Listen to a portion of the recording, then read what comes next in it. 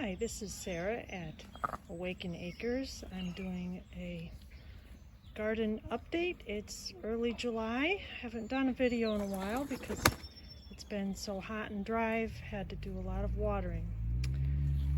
So, ducks are enjoying a bath. It's actually collected rainwater. We finally had some rain, which helped our drought situation. But just temporary. It'll probably get dry again.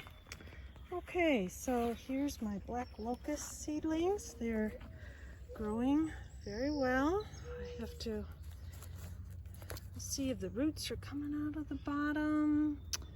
Don't look too bad yet. Pretty soon I'll have to transplant these into bigger pots. Already did that once. They're in kind of small pots still. That's black locust. I dug up some oregano and put them in pots. I'll have to trim them back, get them bushy looking before I can sell them to the public. But they're doing well. I just need to trim them up and get them looking nice. And there's some more black locusts.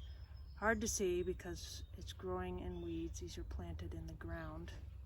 Just wanted to compare how they do compared to the potted ones.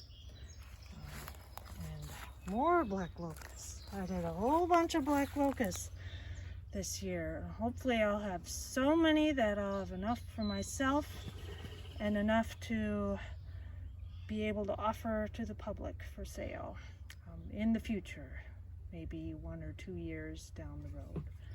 I also have some red buds that are growing well in their little pots. They're a little slower growing than the black locust, it seems, but they're doing okay. And here's some lettuce that I planted. I just nibble on it a little at a time. Groundnut, also known as hopness or Apios americana. I thought it was dead at first, but it was just late coming up. And now it's growing like crazy. It's vining up this, I call it a trellis. It's just an old little greenhouse thing, but it is vining like crazy now. It's doing great. So I look forward to experiencing this plant and harvesting it in 2 or 3 years. I have been watering it occasionally because it's been so dry. On to our other plants. I have been planting some things out, so I have less potted things now. There's some more oregano. This is a hazelnut ready to be planted out. I believe it's a hybrid hazelnut from New Forest Farm. And here's another hybrid hazelnut. Need to get in the ground. Another one there. And this plant's doing great. This is wild senna. I purchased this last fall from Edible Acres, and I thought it was dead at first because the pot looked empty in the spring, but it sprouted back up from the roots, and I think that's actually just how the plant grows. It dies back in the fall and grows back up in the spring. So now it's doing great. It must be over 2 feet tall. This is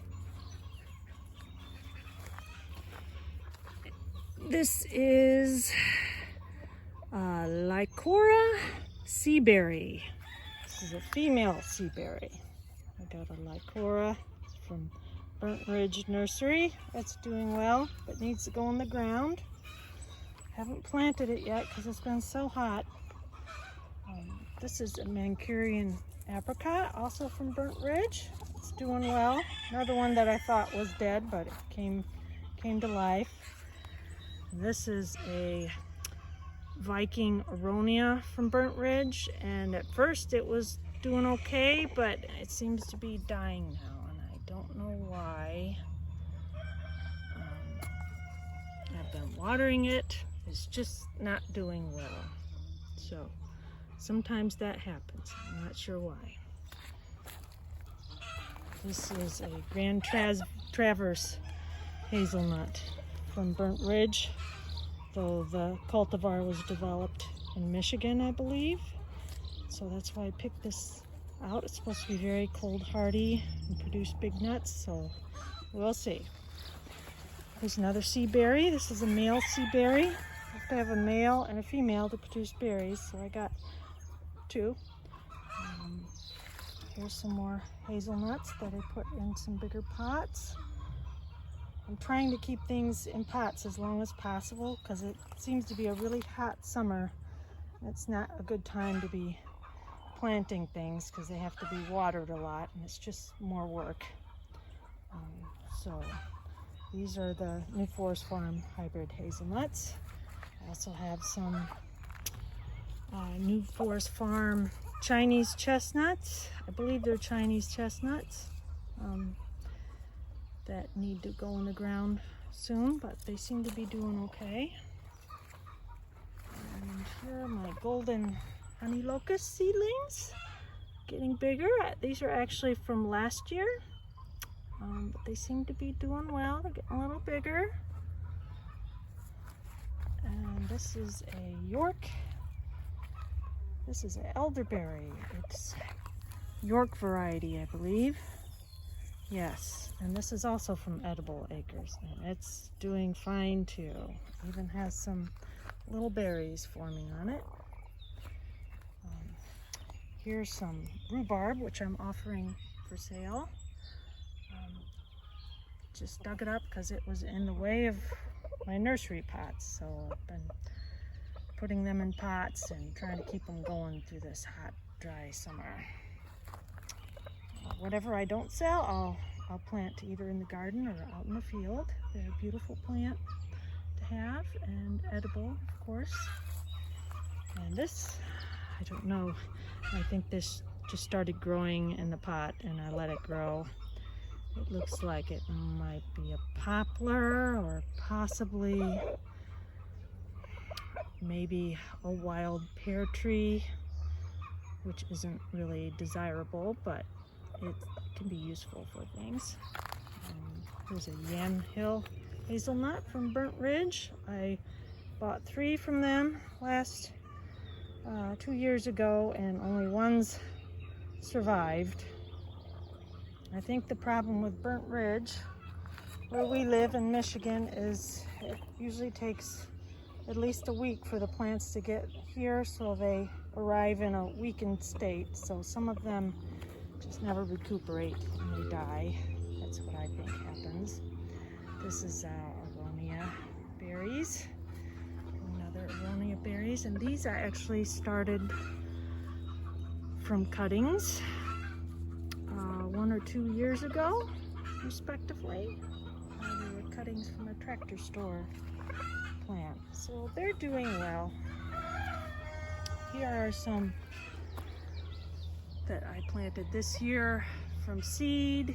These are golden honey locusts too. There's 8. I actually planted probably 20 seeds and only 8 survived, but I think chipmunks and things have eaten the seeds, so these are the survivors this year. Here's some curly willow planted in the ground from cuttings. Some are doing well, some died off. It's been hard to keep them going because of the hot, dry summer. Willows don't like to be dry. I also have some black locusts planted here, and they're not doing well. Hopefully there's some that are better in here, but I can't even find them. Just haven't been able to keep them going, but hopefully some of them will survive and come back better next year. Here are some elderberry cuttings from John's and Adams varieties, and they seem to be doing okay. Too many weeds growing here. I haven't been able to keep up with the weeds.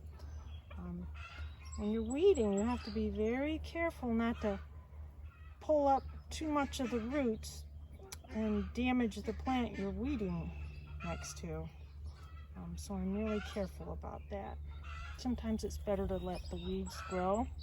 And also the weeds provide some shade. If you all of a sudden pull all the weeds out and it's really hot, 90 degrees and sunny, it can scorch the plant that's used to this little bit of shade from the weeds. Here are my Jefferson Hazelnut seedlings from seeds I got from Burnt Ridge last fall. And they're doing great. Despite the chipmunk trying to get in there and eat them, enough survived. I planted a whole bunch, so enough survived. Looks like I'll have a lot of hazelnuts. Hopefully be able to offer those for sale soon. Here are some more hazelnuts in individual pots and some chestnuts. These are layer okra seedling varieties that I planted from seed, also from Burnt Ridge. And some more hazelnuts. And these are Carpathian walnuts, and they never sprouted. So I'm leaving them out for the chipmunk. I think they're just no good. Even the chipmunk doesn't want them. Look at that, they just rotted. So I got a bad batch of walnuts from Burnt Ridge. But the chestnuts and hazelnuts I got from them did great and sprouted real good. So I'll let the chipmunk play with those.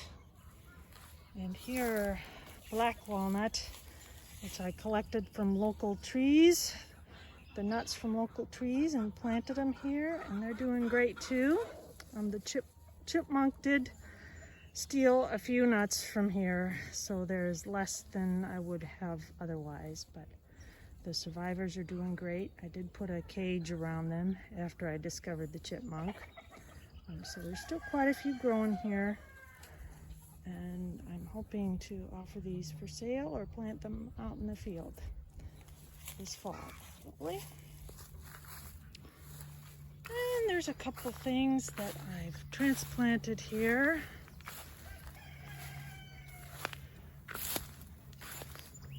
This is Amorpha canescens. I believe that's how you pronounce it. It's a nitrogen-fixing small shrub. It will have pretty purple flowers.